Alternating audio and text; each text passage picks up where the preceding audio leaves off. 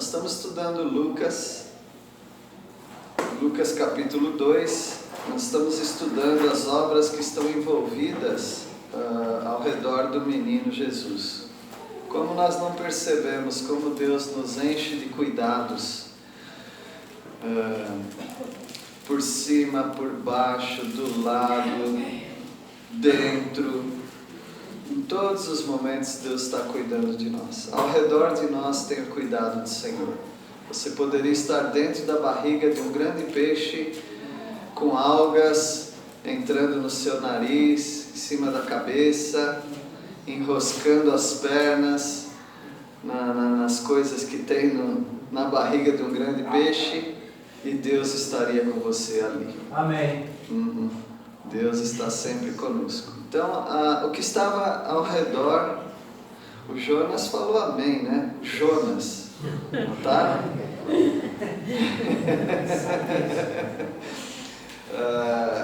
Deus estava envolvendo o menino Jesus em tudo. Uma criança é tão frágil que você pode causar um acidente com ela. Dando banho nela, você pode causar um acidente. Você poderia causar um acidente numa criança tropeçando nela sem ver. Se ela dormir com você na cama, você pode estar com sono tão pesado e virar sobre ela. Tantos perigos que tem na vida. E será que Jesus não estava no meio desses perigos? Sim. Quando ele saiu da sua glória, ele veio para um mundo perigoso. Ele veio para um mundo hostil. Ele veio para um mundo cheio de consequências do pecado. Eu acho que ele não pegaria nenhuma doença. A Bíblia não diz isso, mas eu acredito que ele não pegaria nenhuma doença. Porque a doença já é inerente do DNA corrompido. Mas algo externo poderia vir sobre ele, sim. Então o nosso Deus, o nosso Deus Jesus, ele foi protegido pelo Senhor de muitas circunstâncias. E tudo que foi envolvido no nascimento dele foi impressionante. Foi uma obra maravilhosa, como nós vimos dos versículos, capítulo 2, né? Versículos 1 até o 15. A obra maravilhosa do nascimento de Jesus. Foi maravilhoso ver como ele nasceu, ele veio num momento político bem delicado. Quando teve aquele decreto, que é um dogma, né? De recenseamento, era a Receita Federal querendo os bens das pessoas, por isso eles queriam nomear cada um, vendo o que cada um tinha, a propriedade, para poder saber o quanto tirar de cada um. E não era só Roma, era a Síria também. Pouco se fala disso, mas Israel estava sob o domínio de Roma com a parceria da Síria. Por isso que fala do Quirino da Síria, que também tinha interesse no din-din das pessoas, no dinheiro das pessoas. E Jesus nasce nesse contexto quando a nação estava escravizada. Era uma liberdade falsa que Israel tinha. Maravilhoso ver como os pais foram até Belém para se cumprir a profecia de Miqueias 5:2. E tu, Belém Efrata, posto dentre as menores. Se tornaria famosa, né? Foi maravilhoso também ver como Deus deixou Jesus nascer numa família pobre. Não era nem classe média, nem média baixa, nem média alta, classe pobre mesmo. Deus permitiu que Jesus nascesse nesse ambiente. É maravilhoso também ver como Deus informou sobre o nascimento de Jesus para gente bem simples, os camponeses. Eram eram roceiros, né? E pessoas que criavam o seu rebanho de ovelhas, que nem tinha dinheiro para pagar a gente para passar a noite com os animais. Eles mesmos ficavam. E Deus não anunciou a vinda do rei nos palácios, nem para as pessoas de grande importância, mas para as pessoas bem simples. Foi maravilhoso isso. Maravilhoso também ver que Deus falou que mostraria um sinal, um grande sinal. Qual foi o grande sinal? Um menininho num coxo, lugar onde se colocava sal ou alimento para o gado. E Jesus estava lá. Esse é o grande sinal? Sim, é o grande sinal. Parece que Deus reverteu a história de Israel, que sempre foi luxuosa, né? Sempre foi grande, com grandes sinais. Deus reduz tudo para coisas bem simples. Deus está dando um recado. Agora eu vou trabalhar de modo diferente. Trabalhei do modo Salomão. O modo Salomão deu certo? Não. Então eu vou trabalhar no modo menino Jesus. Então o Senhor está dando dicas aí para nós de como seria o cristianismo. Nós estamos no modo Salomão, vocês estão percebendo? Nós estamos voltando para o modo Salomão. Mas talvez o Senhor queira nos trazer de volta para o modo menino Jesus, né? E é maravilhoso também que Deus não teve pressa. Isso me deixa agoniado, porque eu sou meio apressado. Mas Deus não teve pressa em publicar sobre o nascimento do Salvador Jesus. Nós estamos numa era em que o pessoal estava me falando do balão que caiu, pessoas queimou e pessoas se jogando daquele balão, né? Não sabia nada disso. Eu gosto muito de assistir filme e tudo, mas não tenho mais televisão, né? Eu não assisto televisão. Também nem preciso, todo mundo fala, né? Então as notícias vêm, elas chegam. Mas naquela época Deus podia dar uma apressadinha, né, no anúncio, mas Deus não teve pressa nenhuma. 400 anos não aconteceu nada, agora quer que acontece tudo numa noite só?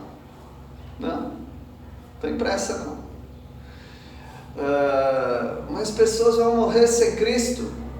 Pessoas estão morrendo sem Cristo. Então a nossa pressa é nossa pressa, não é de Deus. Os irmãos de Jesus falaram, você tem que ir lá para a festa lá em Jerusalém, lá que fica famoso. Não vou. Depois ele foi, né? Mas Senhor Jesus não tinha pressa também. O nosso Deus não teve pressa. Você que tem que conduzir sua vida de uma maneira que você não fique apressado. Bé, buzina, cortando um, cortando o outro. Tem que chegar, tem que chegar. O problema é seu. As outras pessoas estão curtindo o momento, a viagem. Nós estamos com pressa. Porque nós não programamos direitinho, né? As coisas. Então o nosso Deus, ele nos impressiona às vezes com a falta de pressa que ele tem. E ele está tentando nos ensinar alguma coisa. Versículo 16, nós vamos ver isso, né? Capítulo 2, versículo 16, alguém pode ler? Foram depressa e encontraram Maria e José e a criança deitada na manjedoura. Tá, quem que foi depressa? Os pastores. Os pastores foram com pressa para ver o menino Jesus. Porque eles receberam uma comitiva de anjos cantando louvores. Então o negócio deve ser muito importante. Vamos correndo. E eles foram com pressa, acharam lá Maria e José, a criança deitada no coxo, na manjedoura. Versículo 17. E vendo divulgaram a palavra que acerca do menino por aqui. Isso aqui é algo que não pode ficar só para nós. Vamos anunciar. E anunciar para quem? Agora imagina quem que esses camponeses conheciam. O pessoal da roça. Eles não iam para os palácios, porque não é o ambiente deles. Então é começar por onde eles estão acostumados. Logo chega a manhãzinha, então eles vão anunciar para as pessoas. Assim também nós. Nós temos que anunciar onde nós estamos. Depois, vai aumentando, vai crescendo. Aí a gente chega lá no Acre, né, Cleiton? Aí Deus traz você de volta aqui, né? Você com pressa de ir para lá. Pensa no casamento. Pensa no que Deus tem para você hoje.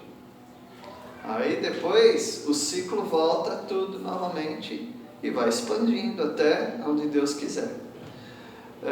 Os pastores, eles fizeram aquilo que eles tinham que fazer. Receberam o sinal de Deus, foram para a manjedoura, viram naquela estrebaria, naquele rancho lá, viram o menino Jesus, certificaram-se já sabiam disso, que é o Filho de Deus. Agora vão anunciar para as pessoas que você tem contato, a sua esfera de ação.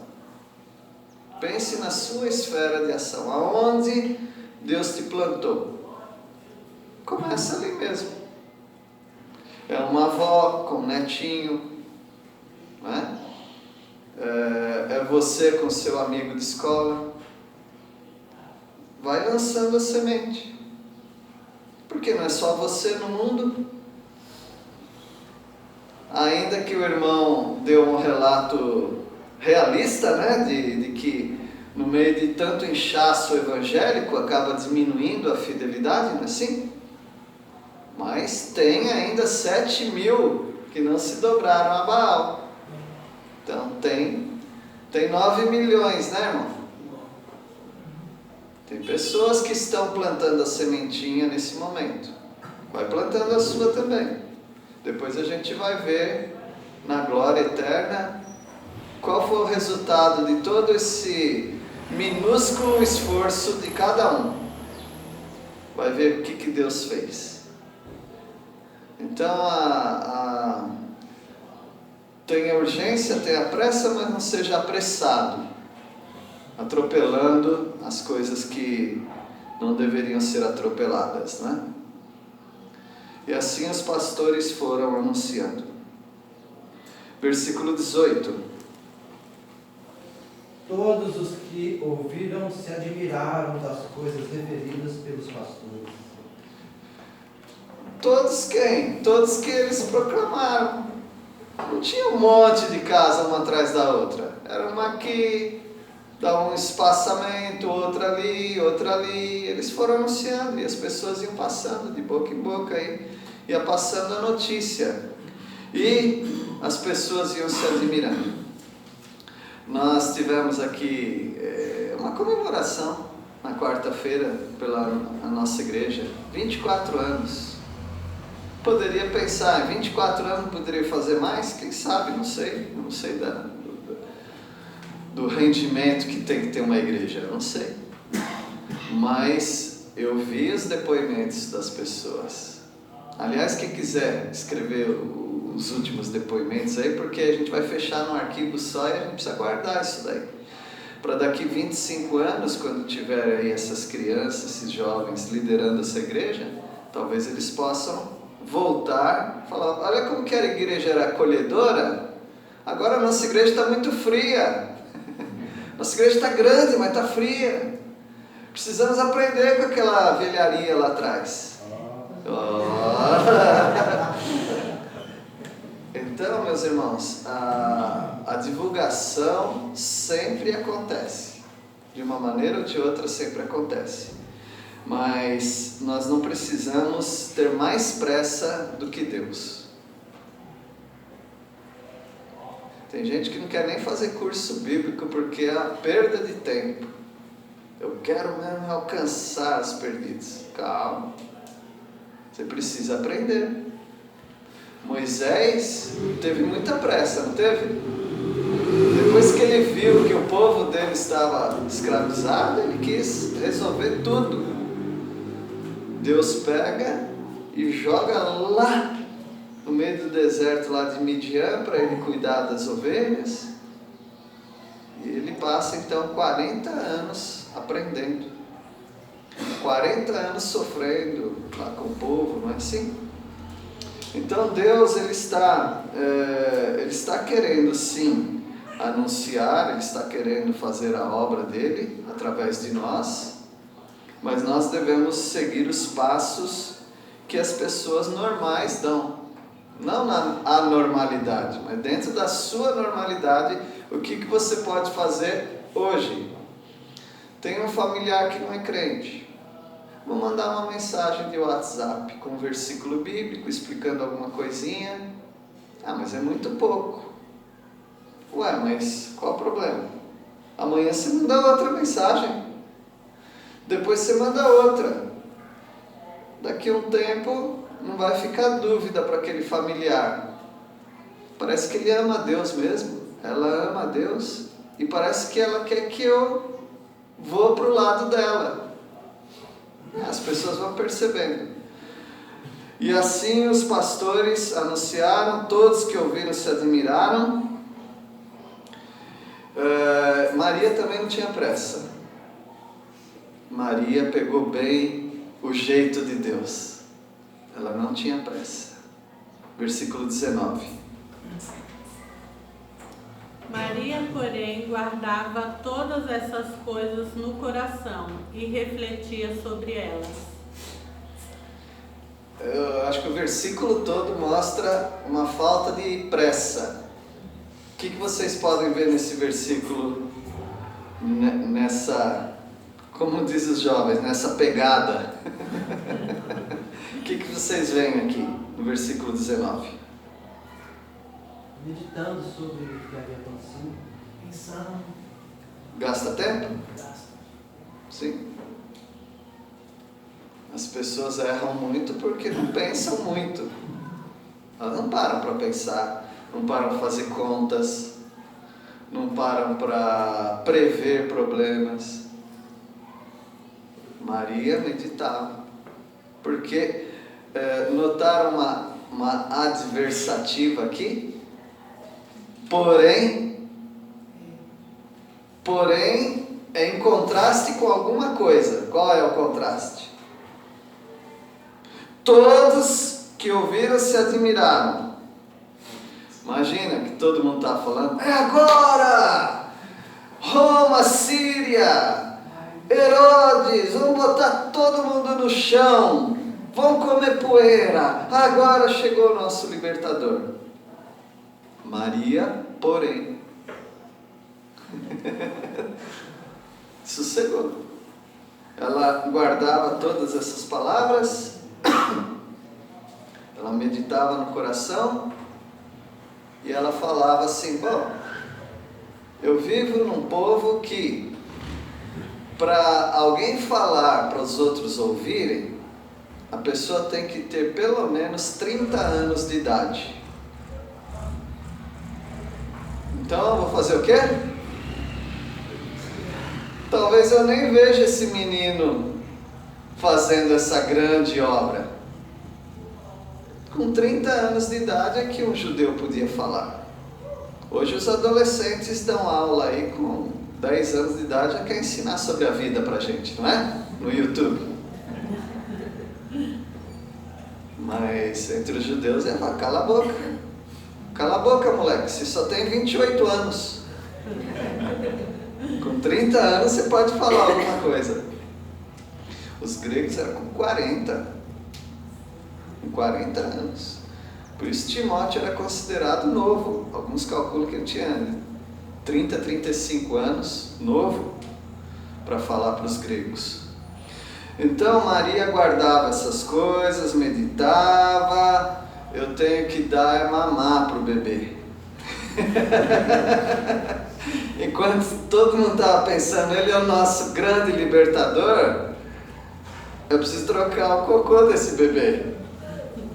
É assim que você tem que pensar na vida. O pastor missionário Paulo, ele nos deu um estudo aqui, acho que foi para os casais, Ele falou de a nova realidade da vida, você tem que lidar com a nova realidade. Lembra, Paulo?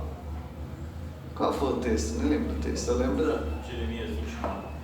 Ah, sim.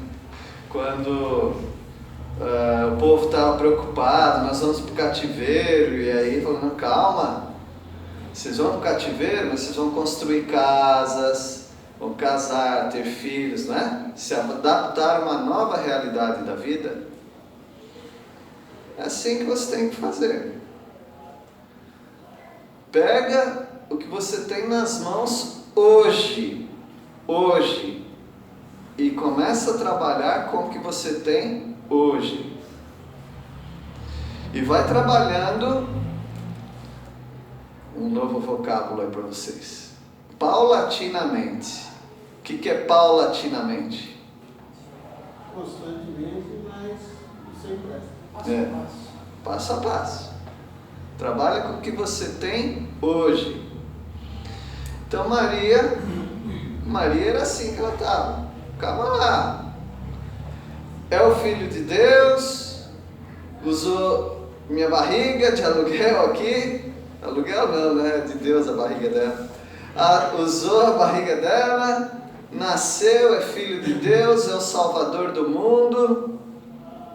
Né? Logo mais nós vamos ver o Simeão, a Ana, com profecias maravilhosas sobre ele. Mas calma lá. Esse bebê está com cheiro. Está na hora de trocar a fraldinha dele. É isso. Vamos pensar hoje. O que eu tenho para fazer hoje? Daqui 30 anos, esse menino vai ser grandemente usado por Deus. Foram 400 anos, irmãos. Você acha que Deus não estava apercebido da necessidade do povo? O povo caiu nessa por desobediência, por rebelião. E agora está sofrendo as consequências. Então, às vezes a gente faz umas grandes bobagens na vida e a gente quer resolver tudo no dia seguinte. Não, agora você vai ter que desvencilhar dos grandes problemas, embaraços da sua vida, até você ficar no trilho de novo. Por isso a importância de você manter-se constante na frequência à igreja, como foi falado, na oração, na devocional, em fazer o bem para as pessoas, em controlar o seu temperamento, que é um doce, não é? Controlar esse temperamento aí para deixar ainda mais doce do que é. Então todas essas coisas têm uma jornada para nós. Então não tenta tirar a diferença agora. Maria meditava nessas coisas. Versículo 20. E voltaram os pastores glorificando. Isso. Voltaram os pastores glorificando e louvando a Deus por tudo que tinham ouvido e visto, como lhe havia sido dito. É um momento de louvor. Obrigado, Senhor. Está sendo construída uma nova nação. E nós estamos participando disso. Mas ainda tem muita água para rolar aí. E eles estavam glorificando ao Senhor por essas bênçãos.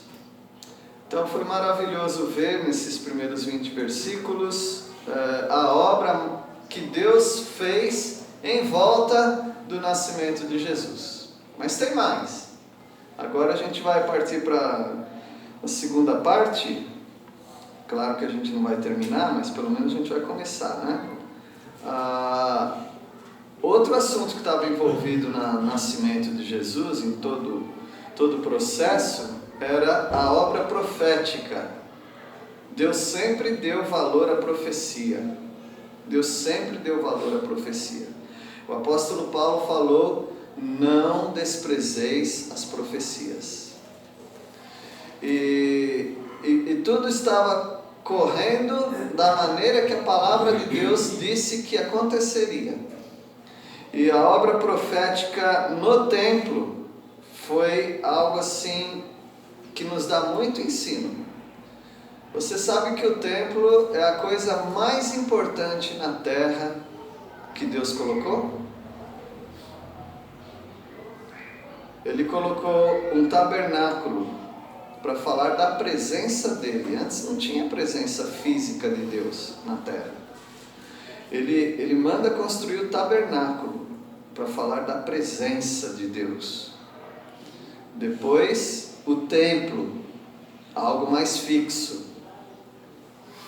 O templo é destruído, mas é reconstruído, depois é patrocinado por Herodes, um incrédulo. Por isso é chamado Templo de Herodes. A reforma dele que durou muitos anos. Aí o templo é destruído no ano 70. Então Deus queria uma presença física que hoje Ele tem. Você, eu, todos nós que cremos somos templo do Espírito Santo. Tem que ter a presença de Deus física na terra para servir de testemunho.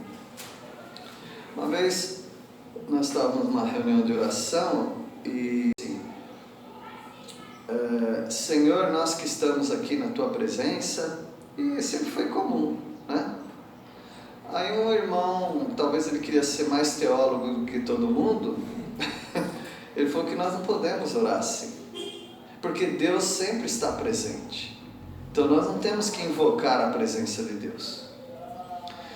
A gente não está aqui nesse mundo para ficar brigando com as pessoas, mas Deus sempre está presente, mas nós não estamos presentes sempre com Deus.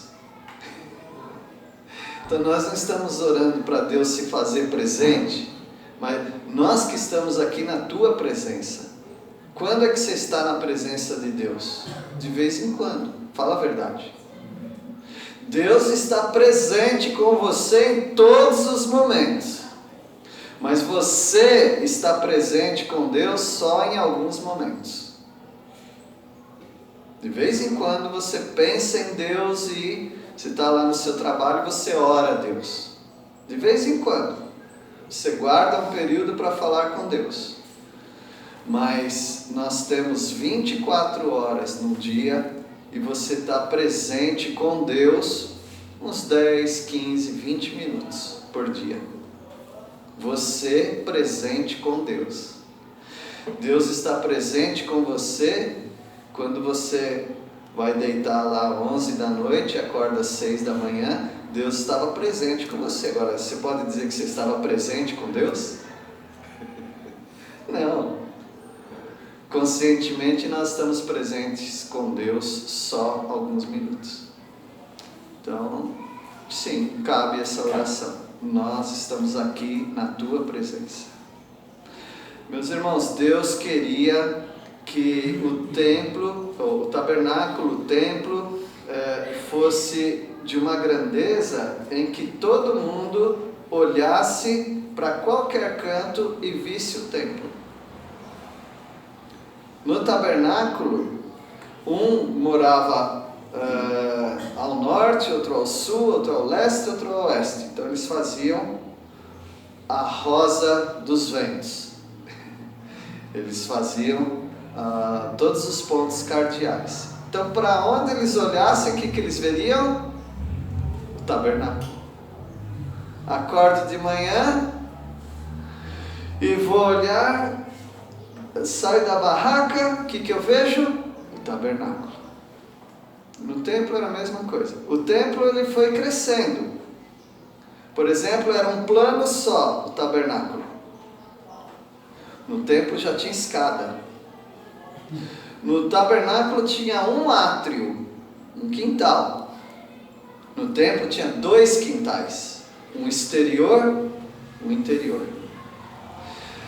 Depois vai ter um outro templo que vai ser no reino de Cristo Jesus, que é chamado o templo de Ezequiel, os capítulos 40 e 48 de Ezequiel.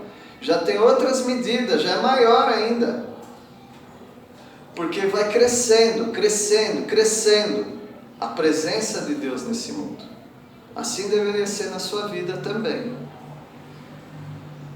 Há uns anos atrás você via Deus, parecia um Deus pequeno. Deus foi crescendo para o seu olhar. Deus sempre é grande, tá?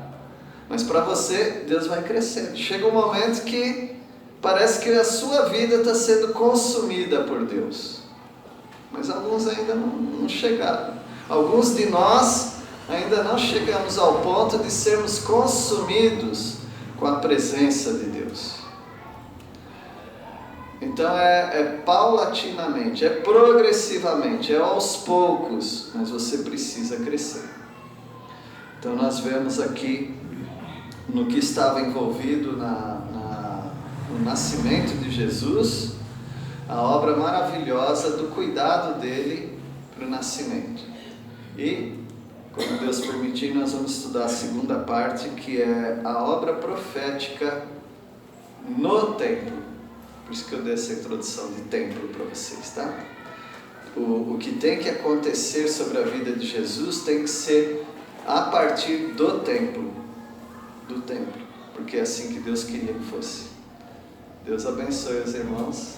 Vamos crescer de glória em glória, conhecendo o Senhor, tendo mais dessa percepção da presença de Deus nas nossas vidas.